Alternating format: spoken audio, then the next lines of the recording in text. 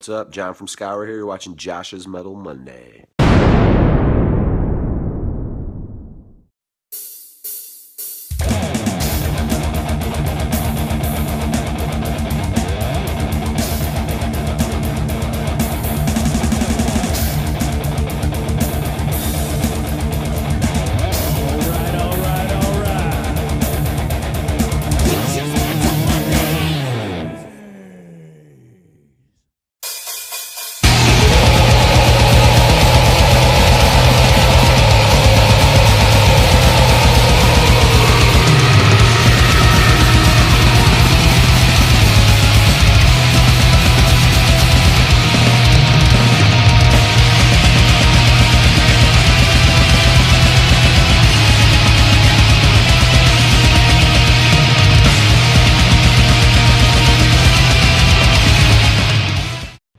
Well, I guess they just decided they wanted to expand their sound, and I think they had like a couple band practice meetings where they brought up a bunch of names, and luckily my cousin Adam mentioned me. So, yeah, I think they came to a point where they pretty much did all they can do and grind, and I guess maybe decided, hey, what now's the time. Right on. Uh, Definitely beefs up all the old songs, and a lot of the new materials super heavy now, so can't wait for people to hear it.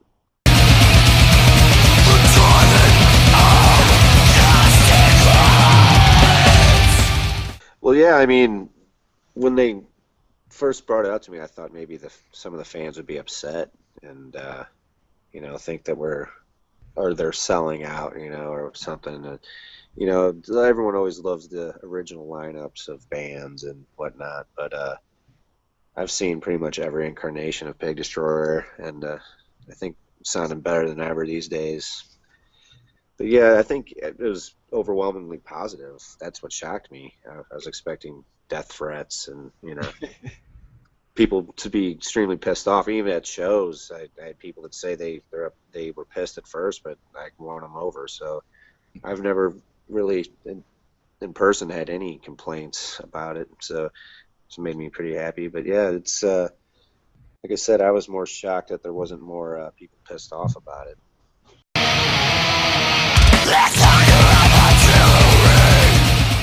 Yeah, actually, in a couple of weeks, we're playing Union Transfer in Philadelphia, Oh, right on. September 9th, I think, and then the 10th in Ithaca at the Haunt. And we'll actually talk Sunday at band. We're gonna have a practice Sunday and maybe talk about playing some new material at those shows. Who knows?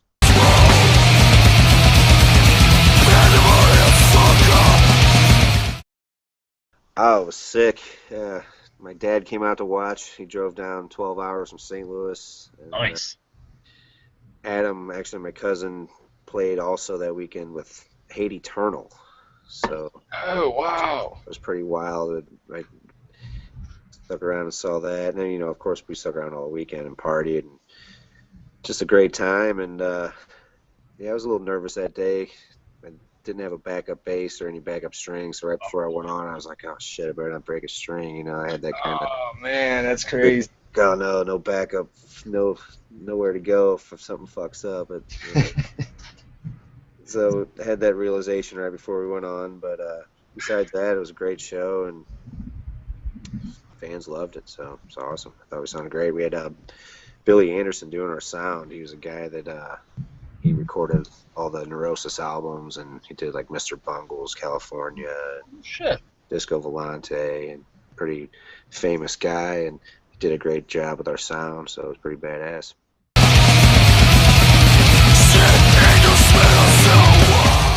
Yeah, I really don't know. We've joked about it and talked about it, but if it happens, I'm sure I'll be last in line. So who knows what'll be going on by then. Hmm.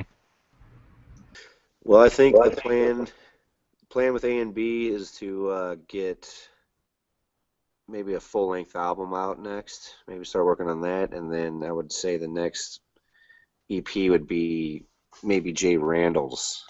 Okay.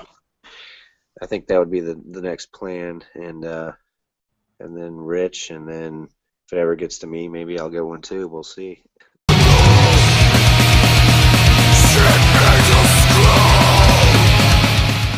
No, no. I started playing guitar first. Kind of switched over when I was booking Adam, my cousin Adam Jarvis's other band, All Will Fall, at the time, and had got him on a pretty big show. And the week of, they wanted to cancel because their bass player couldn't make it. And I said, I'll learn the damn song myself. Show must go on. And they were like, sure, let's do it. And then they liked how much it sounded, and they asked me to join the band on bass. And I was just like, well, sure, why not. So that's pretty much how I became a bassist.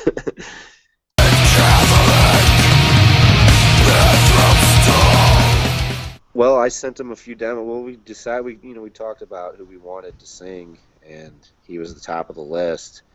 But he's a busy guy, and if he would have said no, we would have understood. So we just first of all asked him if he would be interested, and then sent him some demos, and he was interested, and it was that simple. And at that point, just sent him every song, and he knocked him out, and just went from there. So it was pretty smooth, and he's easygoing, and just nailed it, if you ask me. I thought he did a great job. Yeah, that's the thing. That's why, when he agreed to do Scour, we were kind of wondering how long it would take him to bust it out, and that when it came through, we were just all like, holy shit. We didn't know if it'd be done even this year. Oh, shit. So it came together super fast, and so yeah, he definitely works hard, man. No doubt about it.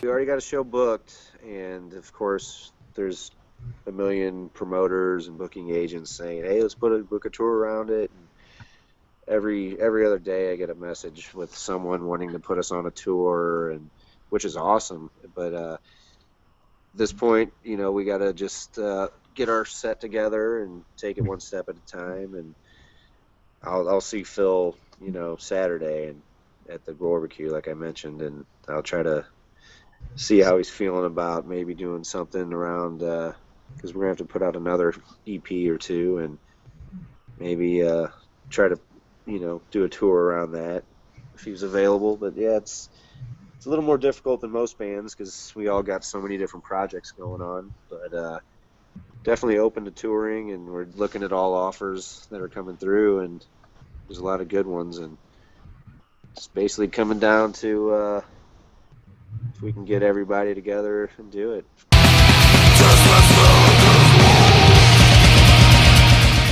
Well, yeah, of course, it's dream come true. I was a big fan of Pantera. I saw Pantera at least 8 times live. I stopped counting after a while, so I was lucky. And saw them at least 3 times on Vulgar Display of Power alone. So I was a huge fan, and I got to work with them with Fulgora, and we collaborated on a bass line when I recorded down there. So I've got to work with him before and know that he's the real deal. And so when he agreed to do it, of course, it was like, well, it's awesome because he was the top of our list. So Yeah.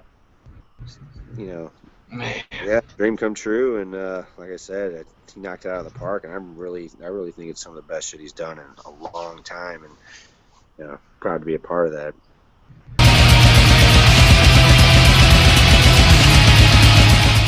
First night of the tour, it was with Cannibal Corpse and Cattle Decapitation. And first night, Corpsey G, or George Fisher, Corpse Grinder to everyone else. But you should call him Corpsey G. It's his nickname.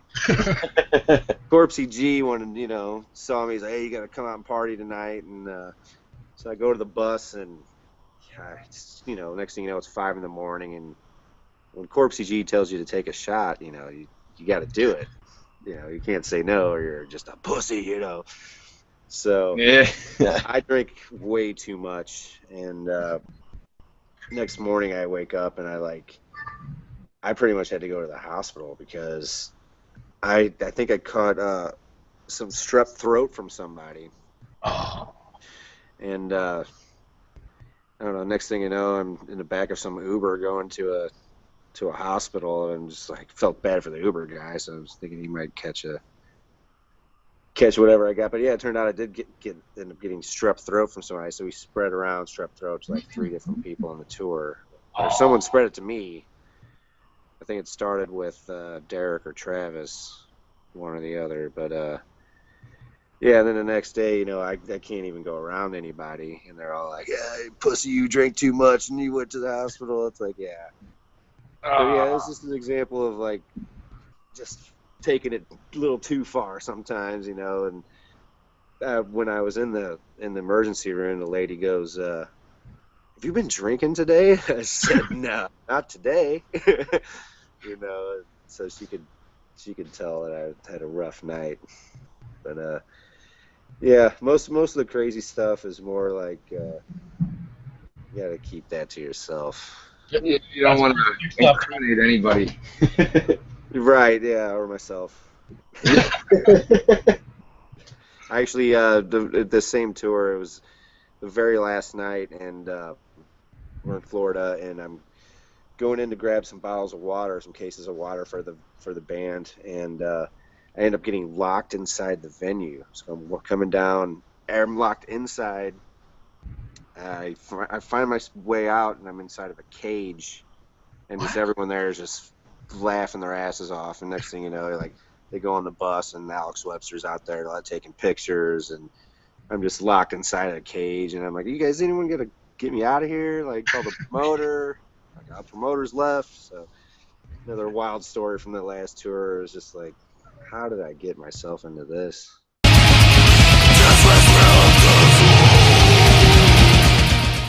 Well, we were just I was actually driving with my other band, Clenched Fist, the tribute to Sepultura. We were driving up to do a show and got a phone call saying that someone claiming to be Phil Anselmo is messaging us wanting to sign us. And immediately it's like, well, it's a Facebook message. It's got to be a fake profile. What's the odds of, you know, that he knows who we are? Because we still don't have 3,000 Facebook likes. We probably only got 2,000 something Facebook likes, and somehow he heard us and liked us and wanted to sign us and tracked us down, and that was that. He was just turned out to really be Phil. So that's pretty much what happened. Wow, that's That's fucking crazy. So he, I guess, just one morning sat down and was checking out some new bands, and he just heard us and liked us and wanted to sign us. So he did.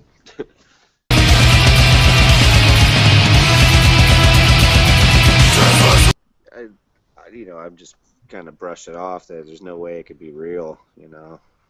But quick look over his profile, he's talking about boxing and stuff. And it's like, well, everyone knows he's a boxing fan, so someone could have easily put together a profile claiming to be him. But yeah, like I said, once I got him on the phone and heard his voice, that's when I was like, all right, it's because there's no denying, like, yeah.